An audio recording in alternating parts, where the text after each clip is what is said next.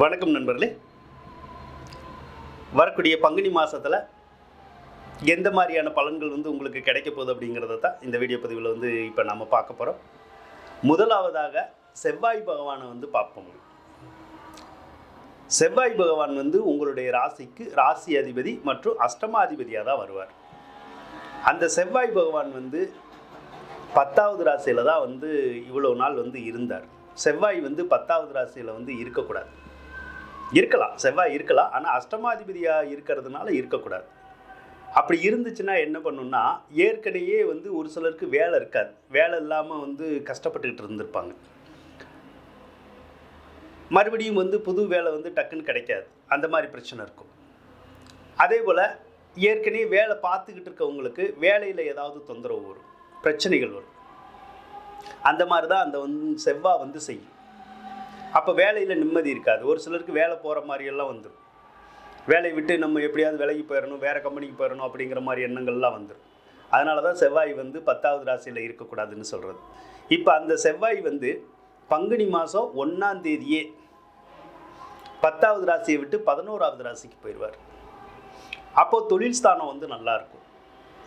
அதுக்கப்புறம் வேலை இல்லாதவங்களுக்கு வேலை கிடைக்கும். வேலையில் இருக்கிறவங்களுக்கு எந்த பிரச்சனையும் இல்லாமல் வேலை நல்லா சுமூகமாக போயிட்டுருக்கும். அதே மாதிரி தொழிலும் நல்லாயிருக்கும். ஒரு சிலர் பிஸ்னஸ் பண்ணிகிட்டு இருப்பாங்க. பிஸ்னஸில் பிரச்சனைகள் இருந்துக்கிட்டே இருந்திருக்கும். இப்போ பிஸ்னஸில் இருக்கிற பிரச்சனைகளும் உங்களுக்கு விலகிடும். அப்போ பிஸ்னஸில் போட்டி பொறாமைகள் இருக்காது. நல்ல வியாபாரம் நடக்கிற மாதிரியான ஒரு சூழ்நிலைகள் உங்களுக்கு உருவாகும். அதனால் தொழில் ஸ்தானம் இந்த மாதத்தை பொறுத்தளவுக்கு உங்களுக்கு ரொம்ப நல்லா இருக்கும் அப்படின்னு நம்ம சொல்லலாம். செவ்வாய் பகவான் 11வது ராசிக்கு போகிறது ஒரு யோககரமான விஷயம் அப்படின்னு நம்ம சொல்லலாம். ரியல் எஸ்டேட் பண்ணுறவங்களுக்கு ரொம்ப நல்லது. ஏன்னா சொத்துக்கள் வாங்கிறது, விற்கிறது, அந்த மாதிரிதான தொழிலில் ஈடுபட்டிருக்கிறவங்களுக்கு மிகுந்த ஆதாயங்களை கொடுக்கும் செவ்வாய் பகவான். அதே மாதிரி பூமி சம்மந்தப்பட்ட துறையில் இருக்கவங்களுக்கும், விவசாயம் சம்மந்தப்பட்ட துறையில் இருக்கவங்களுக்கும், காவல்துறை, இராணுவம் போன்ற துறையில் இருக்கிறவங்களுக்கெல்லாம் மிகுந்த ஏற்றத்தையும் முன்னேற்றத்தையும் கொடுக்கக்கூடிய அமைப்பில் தான் இந்த மாதம் செவ்வாய் பகவான் சஞ்சரிப்பார். அதனால் செவ்வாயால் சர்வ லாபமும் உங்களை தேடி வரும் அப்படின்னு நம்ம சொல்லலாம். சனி பகவானை எடுத்துக்கிட்டால் அவர் உங்களுடைய தொழில் ஸ்தானத்துக்குடையவர் தான். 11வது ராசியில் தான் இருக்கார். அப்போ சனி 11ல் இருந்தாலும் உங்களுக்கு மிகுந்த யோகங்கள் கிடைக்கும். ஏன்னா 11வது இடங்கிறது லாபஸ்தானம். அப்போ லாபஸ்தானத்தில் லாபஸ்தான அதிபதியை ஆட்சி பெற்றிருப்பார். அப்போ எடுத்த காரியத்திலெல்லாம் நமக்கு லாபங்கள் கிடைக்கணுங்கிறது ஒரு விதி வரும். எடுத்த காரியத்திலெல்லாம் நம்ம ஜெயிக்கணுங்கிற ஒரு விதி இருக்கும். அதனால் 11ல் சனி இருக்கிற போது மிகுந்த யோகங்கள் உங்களை தேடி வரும் அப்படின்னு சொல்லலாம். முக்கியமாக இந்த இரும்பு சம்மந்தப்பட்ட துறையில் இருக்கிறவங்களுக்கு, என்ஜினியரிங் சார்ந்த துறையில் இருக்கிறவங்களுக்கு, ஃபைனான்ஸ் துறையில் இருக்கிறவங்களுக்கு மிகுந்த முன்னேற்றத்தை அந்த சனி கொடுப்பார் அப்படின்னு சொல்லலாம். அதே மாதிரி 11வது அதிபதி எப்பயுமே ஆட்சி பெற்றிருந்தால் பிரிந்தவர்கள் ஒன்று கூடுவார்கள் அப்படின்னு நம்ம சொல்லுவோம்.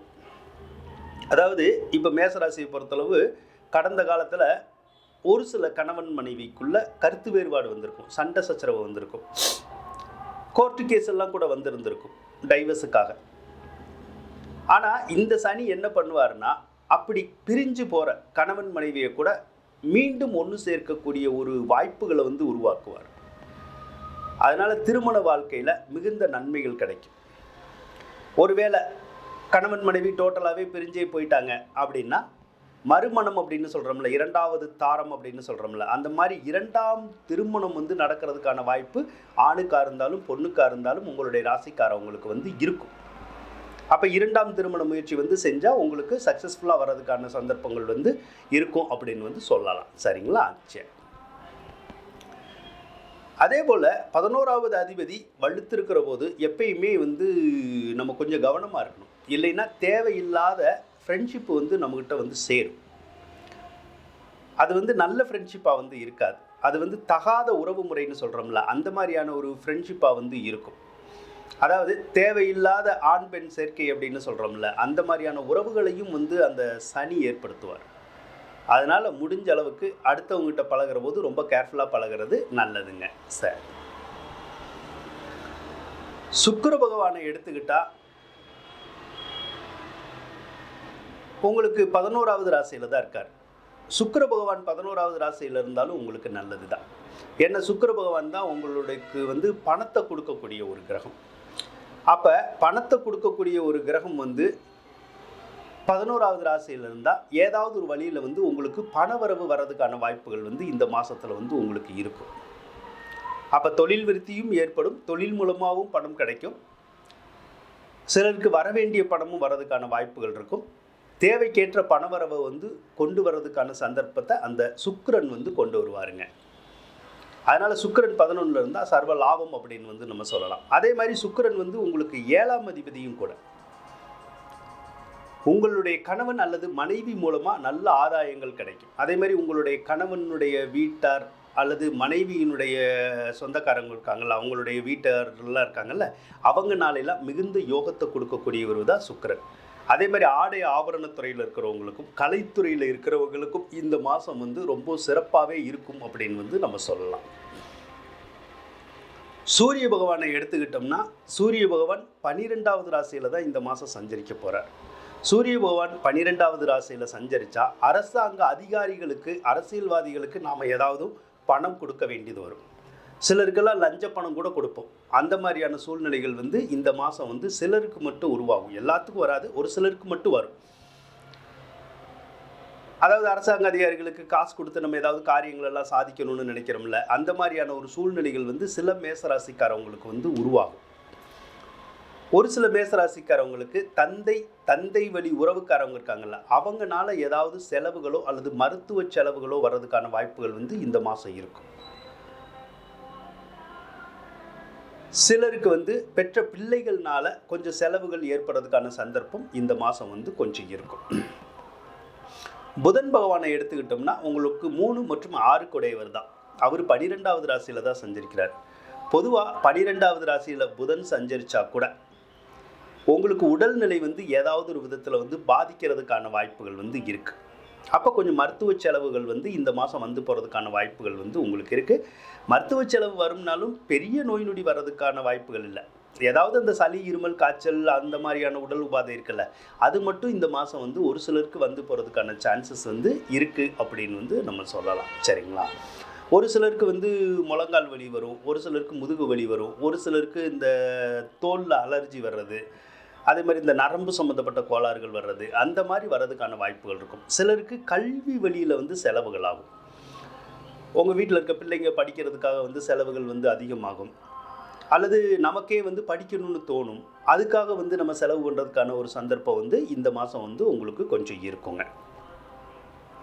ராகு பகவானை பொறுத்தளவுக்கு 10வது ராசியில் தான் இருக்கார். ராகு 10ல் இருக்க 12வது ராசியில் இருக்கார். அப்போ ராகு பகவான் வந்து 12வது ராசியில் இருந்தால் அவரும் வந்து கொஞ்சம் விரயத்தை தான் நமக்கு கொடுப்பார். சரிங்களா?